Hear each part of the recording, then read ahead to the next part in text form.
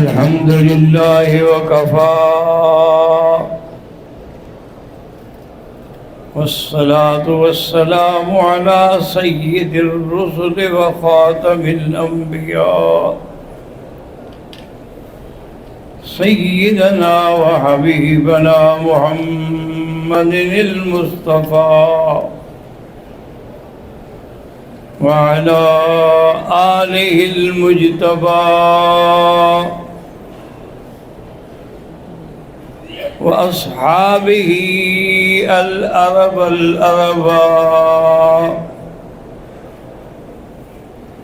وأهل بيته ونسائه أمهات الرجال والنساء. أما بعد فقد قال الله تبارك وتعالى في القرآن المجيد والفرقان الحميد: أعوذ بالله من الشيطان الرجيم، بسم الله الرحمن الرحيم.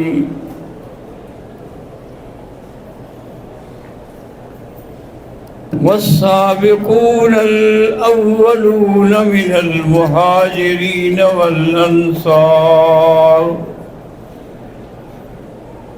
والذين اتبعوهم بإحسان رضي الله عنهم ورضوا عنه.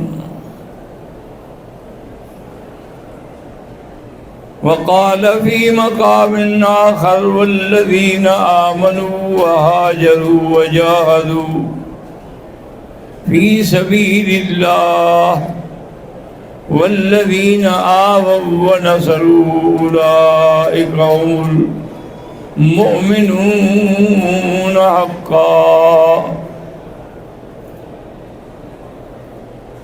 صدق الله العلي العظيم وصدق رسوله النبي الكريم، ونحن على ذلك لمن الشاهدين ومن الشاكرين، والحمد لله رب العالمين. رب اشرح لي صدري ويسر لي أمري واحلل عقدة من لساني يفقهوا قولي. سبحانك لا علم لنا إلا ما علمتنا إنك أنت العليم الحكيم. قال النبي صلى الله عليه وسلم: عليكم سنتي وسنة الخلفاء الراشدين المهديين، تمسكوا بها وعضوا عليها بالنواجذ. إياكم ومحدثات الأمور، كل محدثة بدعة وكل بدعة ضلالة، وفي رواية كل ضلالة في النار، أو كما قال النبي صلى الله عليه وسلم. صدق الله العلي العظيم وصدق رسوله النبي الكريم. برادران اسلام، سابقہ درس میں سیدنا معاویہ رضی اللہ تعالی عنہ کے بارے میں کچھ عرض کر رہا تھا، کیونکہ اصل بات یاد رکھیں کہ ہم تک دین پہنچنے کا ذریعہ ہی صحابہ ہے. تو اگر نعوذ باللہ صحابہ پر تنقید کی جائے، ان پر اعتراض کیے جائیں، تو پھر تو دین مشکوک ہو جائے گا۔ اس لیے ہمیشہ صحابہ کی عظمت کا خیال رکھا کریں۔ سیدنا معاویہ رضی اللہ تعالیٰ عنہ حضور پاک سے 34 سال چھوٹے تھے،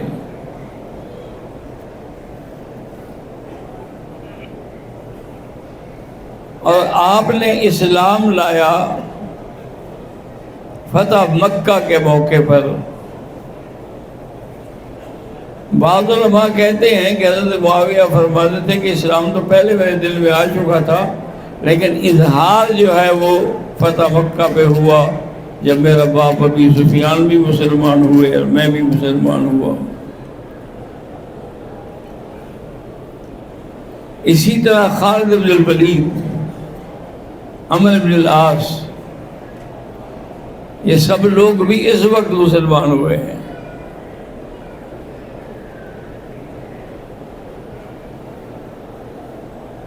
اب دیکھیں اللہ تبارک و تعالیٰ نے قرآن مقدس میں 3 جماعتیں بنائی ہیں، 3 جماعتوں کا ذکر کیا ہے۔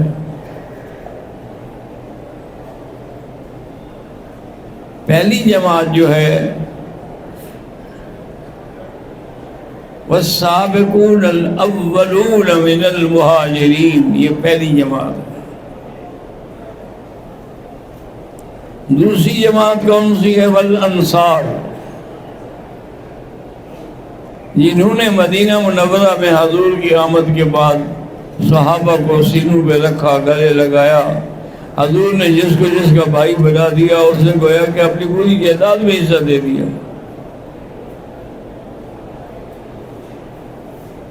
مواخات کی مثال پوری تاریخی دنیا میں کہیں نہیں ملتی۔ حتیٰ کہ بعض انصاری صحابہ نے مہاجرین سے کہا کہ بھائی تمہاری بیوی نہیں ہے، نوجوان ہو، میری تو 4 بیویاں ہیں، لہٰذا ان میں سے کوئی چن لو، میں طلاق دے دیتا ہوں، تم شادی کر لو۔ اتنی بڑی قربانی کوئی دیتا ہے کہ اپنی بیوی دے دے؟ انہوں نے کہا اللہ تمہیں مبارک کرے، میرے لیے وہ بہن ہے، آپ صرف اتنا کریں کہ ایک کلاڑی اور ایک رسی مجھے دے دیں، میں لکڑیاں کاٹ کے لاؤں گا، بیچوں گا، کھاؤں گا، میں آپ پر بوجھ نہیں بنتا۔ اگر استقبال کرنے والے انصار تھے تو آنے والے بھی تو مہاجرین تھے نا۔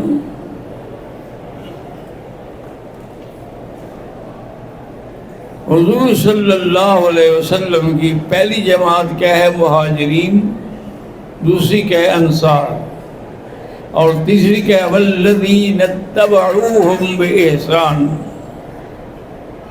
جو ان 2 جماعتوں کی پیروی کرے لیکن خلوص کے ساتھ، نفاق کے ساتھ نہ ہو۔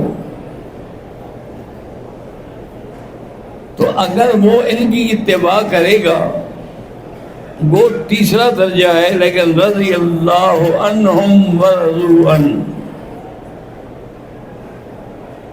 اللہ نے 3 انعام دیے کہ رضی اللہ عنہم، اللہ راضی، ورضوا عنہ، یہ بھی اللہ سے راضی، وَأَعَدَّ لَهُمْ جَنَّاتٍ تجری تحتها الانہار، ان کے لیے اللہ نے جنات بنائے، باغ بنائے جن کے نیچے نہریں بہتی ہیں،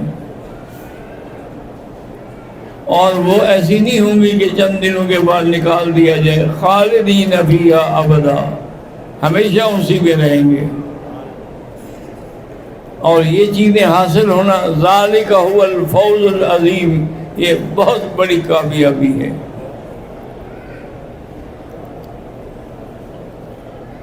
اس میں کوئی شبہ نہیں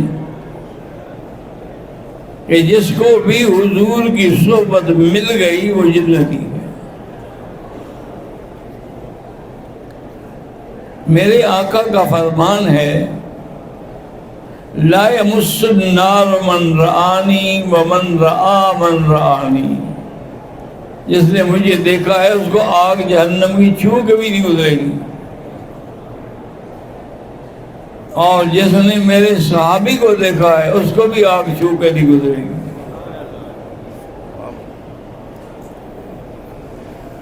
آپ یاد رکھیں کہ ہر آدمی نے جہنم سے گزرنا ہے۔ دعا کریں اللہ بچائے۔ جہنم سے گزرنے کے دو مطلب ہیں، ایک تو یہ ہے کہ وہ جہنمی ہے، جہنم میں رہے گا، ایک یہ ہے کہ اسے گزرنا ہے تاکہ عذاب کا نمونہ دیکھ کے پھر نکل کے اللہ کا شکر ادا کرے کہ آج اگر میں مسلمان نہ ہوتا تو میں بھی یہیں پڑا ہوتا۔ جیسے آپ نے دیکھا نا یہاں جیل خانے ہیں، قید خانے ہیں، ایک تو وہ ہیں جو قیدی ہیں، ایک وہ ہیں جو نگران ہیں، جو افسر ہیں، وہ تو قیدی نہیں ہوتے لیکن وہ بھی گزرتے ہیں، آتے ہیں، جاتے ہیں۔ باقی اللہ تبارک و تعالی توفیق دے۔ حضرت غازی علم الدین جب اس نے ایک ہندو پنڈت کو مارا تھا، اس کے جرم میں اس کو جیل بھیجا گیا، اور حکومت بھی انگریزوں کی اور جج بھی ہندو تھے، بہت ایسے منٹوں میں مقدمہ چلایا اور اس کے بعد اس کو سزائے موت دے کے جیل بھیج دیا۔ سزائے موت والوں کے لیے الگ کوٹھریاں ہوتی ہیں، کالی کوٹھریاں ہوتی ہیں 12 فٹ کی، وہ چاہے نہ ٹانگیں سیدھی کر سکتے ہیں نہ سو سکتے ہیں۔ اس وقت جو بڑے بڑے چوٹی کے وکیل تھے، جیسے کسوری تھا، اعجاز بٹالوی تھا، محمد علی جناح تھا، یہ بڑے وکیل تھے جنہیں یورپ والے بھی مانتے تھے اور اپنے مقدمات میں بلاتے تھے۔ ان نے علماء کو اکٹھا کیا، انہوں نے کہا ایسے اللہ کے بندے کو سمجھاؤ، یہ انکار کر دے کہ میں نے قتل کیا ہے۔ انکار اگر یہ کر دے تو اس کی بریت کے ہم ذمہ دار ہیں، 100% یہ بری ہو جائے گا۔ لیکن جب یہ خود کہے کہ میں نے قتل کیا تو ہم وکیل کیا کریں؟ چند علماء منتخب کیے گئے کہ تم جاؤ، سپرنٹینڈنٹ سے ہی جاؤ۔ سپرنٹینڈنٹ بھی یہی چاہتا تھا کہ کسی طرح بیچارہ چھوڑ جائے، اس نے عشق رسول میں قربانی دی ہے، کون سا جرم کیا ہے اس نے؟ سارے اس کے پاس گئے، اس کے پاس بیٹھے، اس کو سمجھایا کہ شریعت میں تولیہ بھی جائز ہے، شریعت میں کافروں کے مقابلے پر اگر تم نے قتل کیا ہے تو کیا ہے، اچھا ہے۔ حضور کے زمانے میں جس صحابی نے اپنی بیوی کو قتل کیا تھا تو حضور نے معاف کر دیا۔ جب وہ ساری تقریر سنتا رہا اس کے بعد رونے لگ گیا، رونے لگ گیا اور کہنے لگا کہ حضرات آپ میرے بزرگ ہیں، میں آپ کے جوتیوں کا بھی غلام ہوں، لیکن اس کوٹھری میں مجھے روز حضور کی زیارت ہوتی ہے صلی اللہ علیہ وسلم۔ حضور فرماتے ہیں علم دین ہمارے پاس کمال ہے، اب میں آپ لوگوں کا کہنا مانوں کہ ان کا کہنا مانوں؟ ساری جماعت علماء کی واپس آ گئی، انہوں نے کہا بھائی یہ نہیں مانتا، یہ جس مقام پہ پہنچا ہوا ہے اس کو کہنا بھی فضول ہے۔ جب اس کو پھانسی کے لیے لے گئے تو وہ کہنے لگا بھی بات سنو، اگر اپنے ہاتھ سے گلے میں رسا ڈالنا خودکشی نہ ہوتی، حرام موت نہ ہوتی تو میں رسا بھی خود گلے میں ڈالتا، لیکن چونکہ شریعت میں وہ منع ہے، کہتے اتنی زور سے اس نے کلمے کا نعرہ لگایا کہ ساری جیل ہل گئی، سب نے نعرے لگانے شروع کر دیے اور وہ اللہ کے راستے میں پھانسی چڑھ گیا۔ مجھے حضرت مولانا منظور چنیوٹی رحمۃ اللہ علیہ نے فرمایا تھا کہ ایک دن کسی مقدمے میں اسی جیل میں گیا تو میں نے سپرنٹینڈنٹ سے کہا کہ یار مہربانی کرو ایک رات تو مجھے اس کوٹھی میں رکھو جہاں علم نہیں تھا. اس نے کہا مولانا میرے بس کی بات تو نہیں ہے لیکن میں نے کہا اس میں یار بس کی کیا بات. جب رات کو سب لوگ سو جائیں تو کوٹھی کھول کے مجھے اندر رات گزارنے میں صبح میں نکل آؤں گا. وہ کہتے ہیں کہ میں تو مدتوں کے بعد گیا نا اس کو دل میں خوشبو آتی تھی.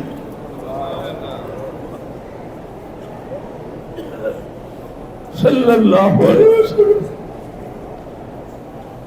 اسی لیے بی بی عائشہ فرماتی ہیں نا کہ حضور کا سر مبارک میرے سینے پہ تھا بین سہری و ناری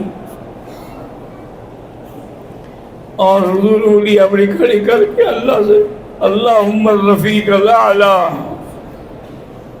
اللہم الرفیق الاعلی کہتی ہے کہ میرے حضور کا ہاتھ گر گیا. بات گرا میں سمجھ گئی کہ حضور کی وفات ہو گئی ہے. آپ کی روح مبارک نکل گئی ہے. جب تک روح تھی تو آپ ہاتھ میں طاقت تھی. فرماتی ہے اس وقت آپ کے روح نکلنے سے میری کوٹھی میں ایسی خوشبو آئی جو میں زندگی میں کبھی نہیں سنی تھی. اور کیسے نہ آتی بھائی وہ محمد مصطفیٰ کی ذات تھی صلی اللہ علیہ وسلم. بی بی ام سلیم کے گھر میں حضور لیٹے ہوئے تھے چارپائی پر چٹائی پر. حضور کو گہری نیند تھی. بی بی کپاس لے کر حضور کے بدن سے یوں لگاتی اس کو پھر شیشی میں نچوڑ دیتی پھر لگاتی پھر لگا شیشی آدھی شیشی اس میں بن رہی. حضور کی نیند کھل گئی. ارے کیا کر رہی ہے؟ اس نے کہا حضور ہم غریب لوگ ہیں کہاں سے عطر خریدیں. لوگوں کے بیٹے تو شادیوں پر خوشیوں پر نئے نئے عطر لگاتے ہیں میں تیرا پسینہ لگاتا. ساری دنیا حیران ہوتی ہے کہ یہ خوشبو کہاں سے آ گئی ہے. صلی اللہ علیہ وعلی آلہ وسلم.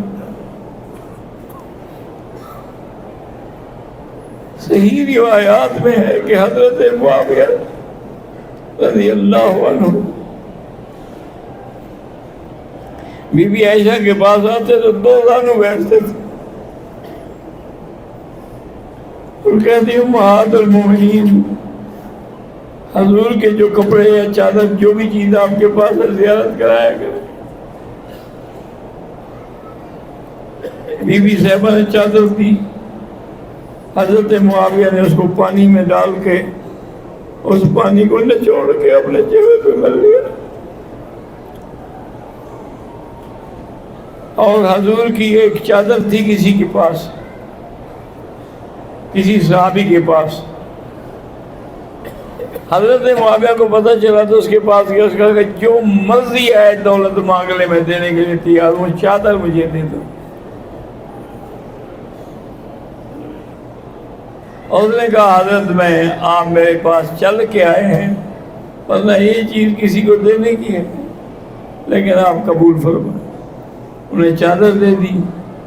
حضرت نے حضور کی چادر آپ کے ناخن آپ کے بال مبارک یہ سب رکھے ہوئے تھے اور وصیت کی تھی کہ مجھے جب کفن دو یہ چادر بھی ڈالو اور یہ ناخن وغیرہ بال جو ہے میری آنکھوں پر اور میں ناک پہ رکھ کے مجھے قبر میں دفن کر دو. مجھے یقین ہے کہ اس کی وجہ سے مجھے اللہ نہیں پکڑیں گے. صلی اللہ علیہ وآلہ آلہ وصحابہ وسلم تسلیما کثیرا کثیرا. ہم لوگ جو ہے نا جی ناراض نہ ہونا. ہم تو زبانی کلامی عاشق ہیں. میلاد بنا لیا حلوے کی دیگیں چڑھا لی جلوس نکال لیے جھنڈیاں لگا لی بس ہم یہ عشق ہے ہمارا جو الٹا گناہ کا باعث ہے. عاشق تو وہ تھے نا جی حضور کا نام سن کر بھی جان دے دیتے تھے. حضرت بلال رضی اللہ تعالیٰ عنہ حضور کی وفات کے بعد شام چلے گئے. صحابہ نے بڑا روکا. انہوں نے کہا بھائی میں مصلی پہ جب نبی کو نہ دیکھوں تو میں کیا کروں گا. شام چلے گئے. ایک رات سو رہے تھے. کافی عرصے کے بعد خواب میں دیکھا. حضور نے فرمایا بلال اتنی جفا بھی ہوتی ہے کہ پھر ہمیں ملنے بھی نہیں آئے. ہمارے لوگ تو ابھی تک موت حیات کے جھگڑے میں ہیں نا. زندہ ہے کہ موت ہے کہ حیات ہے. اللہ اکبر. حضرت بلال کہتے ہیں میں بیدار ہوا اور چل پڑا مدینے کے لیے. کہتے ہیں کہ میں جب مدینے میں آیا تب وہ دیوار کو دیکھ کے رویا. سارے صحابہ کے بڑے بڑے لوگ انہوں نے مجھے کہا کہ بلال آج حضور والی اذان سنا دے. اللہ نے حضرت بلال کا آواز بھی بلند بھی تھی اور خوبصورت آواز بھی تھی. شکل کاری تھی.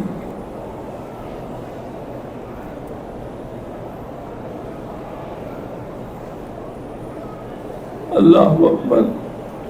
حضرت نے کہا بھائی ناراض نہ ہوں مجھ سے برداشت نہیں ہوتا. میں جب کہوں گا اشہد ان محمد رسول اللہ مجھے حضور تو غزل نہیں آئیں گے. میں یہی مر جاؤں گا اذان پوری نہیں کر سکوں گا. لوگوں نے کہا یہ نہیں مانے گا. حسن حسین کو لیا. حضرت حسن حسین چھوٹے تھے. ان کو لے آئے. ان سے پیار کیا. انہوں نے کہا بلال ہمیں نانے والی اذان.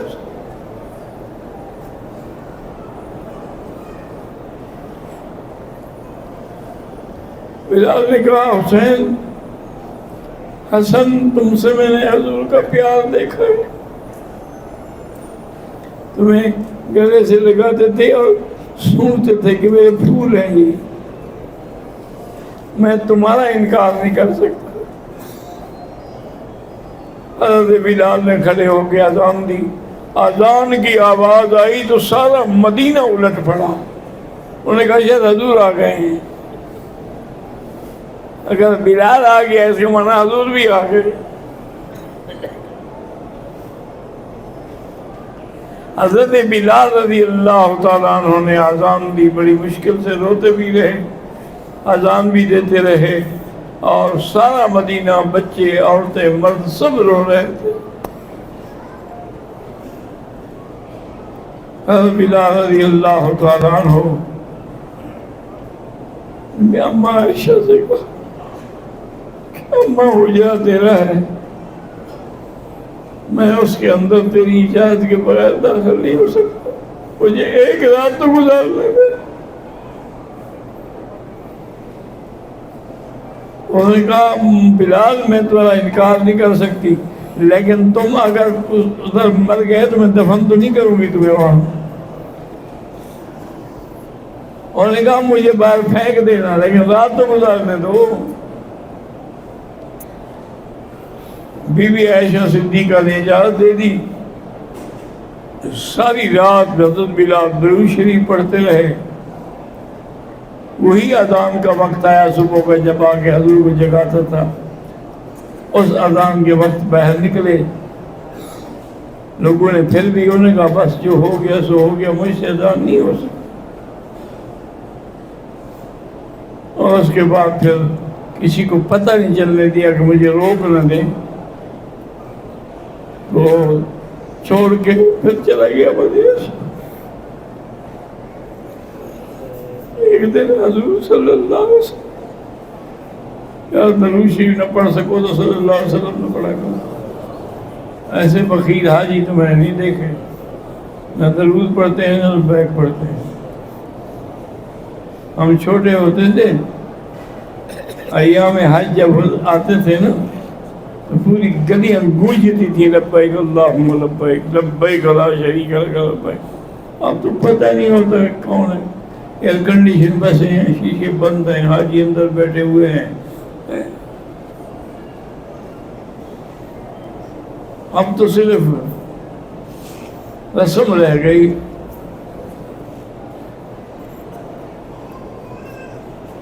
اذان تو اب بھی ہے لیکن رسم بلالی نہ رہی۔ حضرت امیر معاویہ رضی اللہ عنہ کو حضور نے اپنی سواری پر اپنے ساتھ بٹھایا اور راستے میں پوچھا کہ معاویہ تمہارے بدن کا کون سا حصہ میرے ساتھ لگ رہا ہے؟